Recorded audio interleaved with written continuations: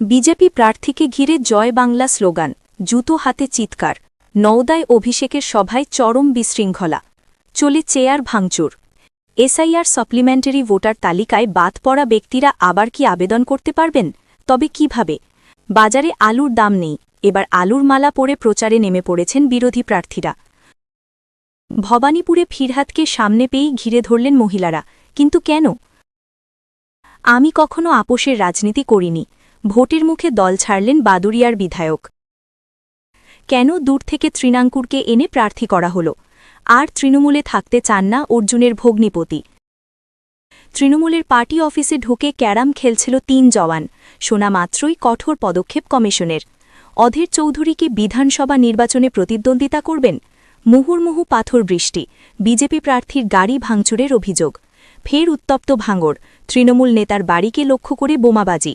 মোদি আর মমতা বন্দ্যোপাধ্যায় দুজনেই লাইনে বিশ্বাস করেন, বললেন ইন্দ্রনীল।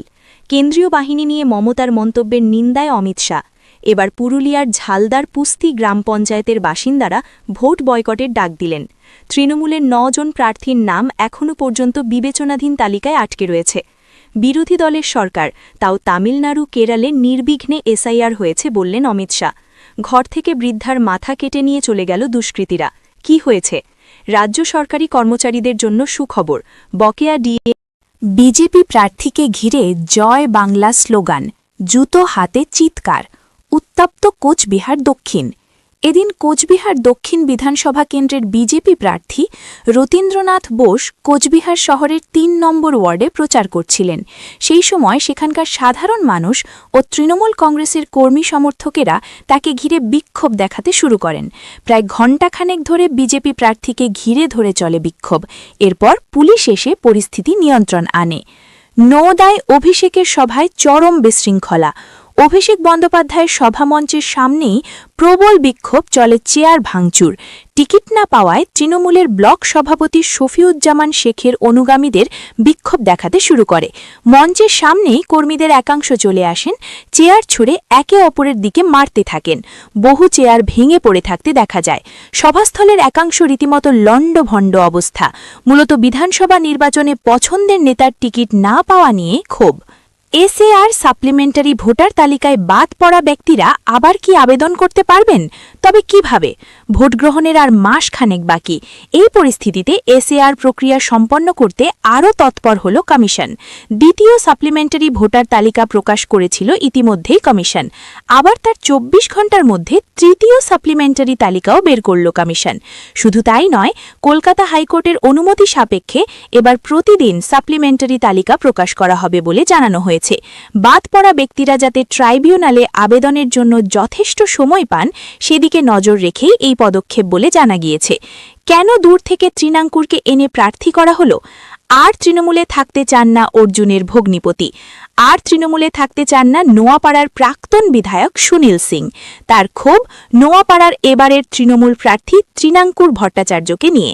তার কথায়, কেন বীজপুর থেকে তৃণাঙ্কুরকে নিয়ে এসে প্রার্থী করেছে দল? মানুষ ক্ষেপে গিয়েছে, দলের লোকেরাও ক্ষেপে গিয়েছে।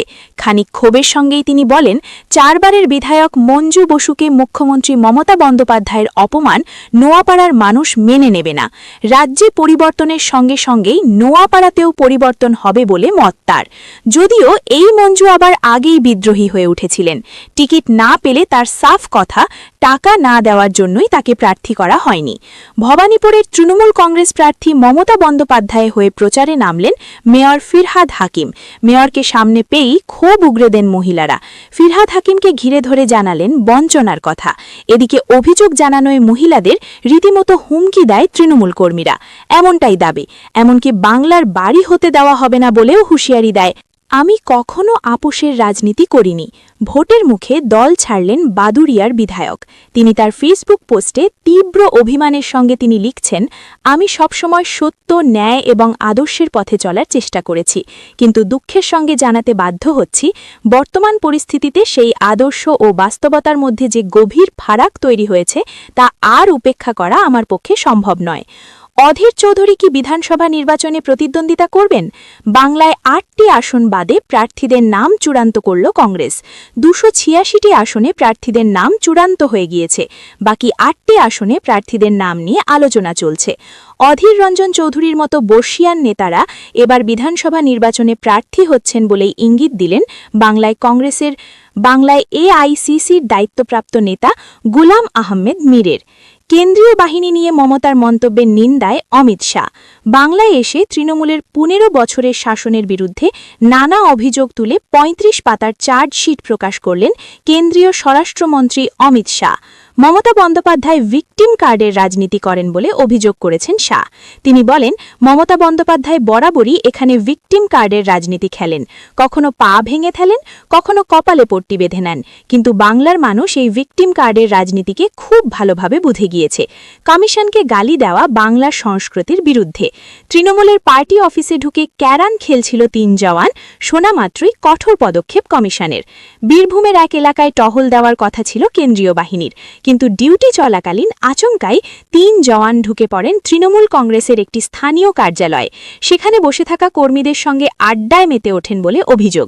পাশাপাশি শুরু হয় জোরদার ক্যারাম খেলা। কমিশন জানা মাত্র ৩ জন। এবার পুরুলিয়ার ঝালদার পুস্তি গ্রাম পঞ্চায়েতের বাসিন্দারা ভোট বয়কটের ডাক দিলেন। ভোটের মুখে পুরুলিয়ার ঝালদার পুস্তি গ্রাম পঞ্চায়েতের ভুসুড়ি গ্রামে বেহাল রাস্তা ও পানীয় জলের অভাব নিয়ে ক্ষোভ উগরে দিলেন বাসিন্দারা। দাবি পূরণ না হলে ভোট বয়কটের ডাক দিয়েছেন তারা। রাস্তা নেই, ভোট নেই স্লোগান লেখা হয়েছে দেওয়ালে। গ্রামবাসীদের ভোট বয়কটের ডাককে কেন্দ্র করে শাসক বিরোধী তরজা চরমে উঠেছে।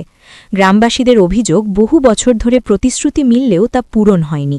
প্রায় ৫০টি আদিবাসী পরিবার থাকা এই গ্রামে পাকা রাস্তার অভাবে জরুরি পরিষেবা ব্যাহত হচ্ছে। এছাড়া পানীয় জলের সংকটও তীব্র। এই পরিস্থিতিতে বিজেপি শাসক দলের ব্যর্থতাকে দায়ী করেছে। তৃণমূলের পক্ষ থেকে জানানো হয়েছে, জমি সংক্রান্ত জটিলতায় কাজ আটকে থাকলেও নির্বাচনের পর সমাধানের চেষ্টা হবে। তবে গ্রামবাসীরা রাজনৈতিক আশ্বাসে ভরসা না রেখে স্পষ্ট জানিয়ে দিয়েছেন, দাবি পূরণ না হলে ভোট বয়কটের সিদ্ধান্তে অনড় থাকবেন তারা। তৃণমূলের ৯ জন প্রার্থীর নাম এখনও পর্যন্ত বিবেচনাধীন তালিকায় আটকে রয়েছে। কলকাতা হাইকোর্টের প্রধান বিচারপতিকে ইমেলে ৩ পাতার একটি দীর্ঘ চিঠি পাঠালেন রাজ্যের মন্ত্রী চন্দ্রিমা ভট্টাচার্য। তৃণমূল বলছে, তাদের ৯ জন প্রার্থীর নাম এখনও পর্যন্ত বিবেচনাধীন তালিকায় আটকে রয়েছে। এই বিষয়ে দ্রুত বিচার বিভাগীয় হস্তক্ষেপের দাবি জানিয়ে এই চিঠি পাঠানো হয়েছে। চিঠির সঙ্গে একটি পৃথক তালিকাও যুক্ত করা হয়েছে, যেখানে সংশ্লিষ্ট প্রার্থীদের নাম, নির্বাচনী কেন্দ্র এবং তাদের ভোটার কার্ড বা এপিক নম্বর উল্লেখ করা হয়েছে। বাজারে আলুর দাম নেই, এবার আলুর মালা পরে প্রচারে নেমে পড়েছেন বিরোধী প্রার্থীরা। বাজারে আলুর দাম না থাকায় বিপাকে আলু চাষিরা। আলুর মালা পরে প্রচারে নেমে পড়েছেন বিরোধী প্রার্থীরা। একাধিক আলু চাষির আত্মহত্যার খবর সামনে এসেছে। এই পরিস্থিতিতে বিধানসভা নির্বাচনের প্রচারে আলু চাষিদের এই ক্ষোভকে হাতিয়ার করছে বিরোধীরা। সেখানে অমূল্য আলুর দাম নিয়ে দেওয়াল লিখেছে। চন্দ্রকোনার বিজেপি প্রার্থী সুকান্ত দলুয়ের অভিযোগ, চাষিরা আলুর দাম পাচ্ছেন না মমতা বন্দ্যোপাধ্যায়ের জন্য। অন্যদিকে তৃণমূলের যুক্তি, কৃষকদের জন্য অনেক প্রকল্প এনেছেন মুখ্যমন্ত্রী। বিরোধী দলের সরকার, তাও তামিলনাড়ু কেরলে নির্বিঘ্নে এসআইআর হয়েছে বললেন অমিত শাহ। মুহুর্মুহু পাথরবৃষ্টি, বিজেপি প্রার্থীর গাড়ি ভাঙচুরের অভিযোগ। রামনবমীর পুজোর প্রস্তুতি দেখতে গিয়ে হামলার মুখে পড়ল রায়দিঘির বিজেপি প্রার্থী পলাশ রানার গাড়ি। অভিযোগ, গাড়ির ওপর হামলা চালানো হয়েছে। গাড়িতে পাথর ছুঁড়ে হামলা চালানোর অভিযোগ উঠেছে তৃণমূল আশ্রিত দুষ্কৃতীদের বিরুদ্ধে। তবে অভিযোগ অস্বীকার করেছে তৃণমূল। যদিও হামলার সময় তিনি গাড়িতে ছিলেন না, তাই অল্পের জন্য প্রাণে রক্ষা পান। তবে ওই গাড়িতে থাকা বিজেপি কর্মীরা গাড়ি থেকে বেরিয়ে পালিয়ে প্রাণে বাঁচেন। ভোটের আগে ফের উত্তপ্ত ভাঙড়। এবার তৃণমূল নেতার বাড়ি লক্ষ্য করে বোমাবাজির অভিযোগ। আইএসএফের বিরুদ্ধে বোমাবাজির অভিযোগ উঠেছে। ভাঙড়ে ২ পঞ্চায়েত সমিতির কর্মদক্ষ বাড়িতে বোমাবাজি করার অভিযোগ উঠেছে। রাজনৈতিক কর্মসূচি সেরে বাড়ি ফেরার পরই বোমাবাজি করার অভিযোগ উঠেছে, যদিও অভিযোগ অস্বীকার করেছে আইএসএফ। ঘটনায় খবর পেয়ে ঘটনাস্থলে পৌঁছয় বিজয়গঞ্জ থানার পুলিশ। বোমার সুতলি সহ বেশ কিছু নমুনা সংগ্রহ করেছে পুলিশ। ঘটনার তদন্ত শুরু করেছে। মোদি আর মমতা বন্দ্যোপাধ্যায় দুজনেই লাইনে বিশ্বাস করেন, বললেন ইন্দ্রনীল। এমন কথা কেন বললেন তিনি, তাও বুঝিয়ে দেন তৃণমূল প্রার্থী। তিনি বলেন, নরেন্দ্র মোদীর লাইনে মানুষের আপত্তি, কারণ আধারের লাইন, আধার লিঙ্কের লাইন, গ্যাসের লাইন, এই সব। আর মমতা বন্দ্যোপাধ্যায়ের লাইনের মধ্যে দিয়ে যুবসাথী, লক্ষ্মীর ভাণ্ডার পায়, মানবিক ভাতা পায়। মমতা বন্দ্যোপাধ্যায়ের লাইনে ১০০ প্রকল্প পায়, আর মোদি লাইনে মানুষের হয়রান হয়। ঘর থেকে বৃদ্ধার মাথা কেটে নিয়ে চলে গেল দুষ্কৃতীরা। কি হয়েছে? সকালে মাকে চা খাওয়ানোর জন্য ঘরে যায় ওই বৃদ্ধার ছেলে, কিন্তু ঘরে মাকে না পেয়ে তিনি আশপাশের বিভিন্ন জায়গায় খোঁজাখুঁজি শুরু করে। কিছুক্ষণ পর বাড়ির পেছনের একটি ফাঁকা জায়গায় পড়ে থাকতে দেখা যায় তার মায়ের দেহ। শরীরটা দেখতে পান, কিন্তু মাথা দেখতে পান না। পরে পুলিশ আসে এবং কেন্দ্রীয় বাহিনীও আসে। রাজ্য সরকারি কর্মচারীদের জন্য সুখবর, বকেয়া ডিএ নিয়ে বড় সিদ্ধান্ত নবান্নের। ২০১৬ সাল থেকে ২০১৯ সাল পর্যন্ত বকেয়া মহার্ঘা ভাতা ২ দফায় দেওয়া হচ্ছে না। এক দফাতেই ৪ বছরের বকেয়া দেওয়ার সিদ্ধান্ত নিল নবান্ন। আগামী ৩১শে মার্চ কিংবা তার আগেই বকেয়া এই মহার্ঘা ভাতা পেয়ে যাবেন রাজ্য সরকারি কর্মচারী ও পেনশনভোগীরা। জয়ী প্রার্থীকে বদলেছে তৃণমূল। এন্টালিতে ইস্যু কি?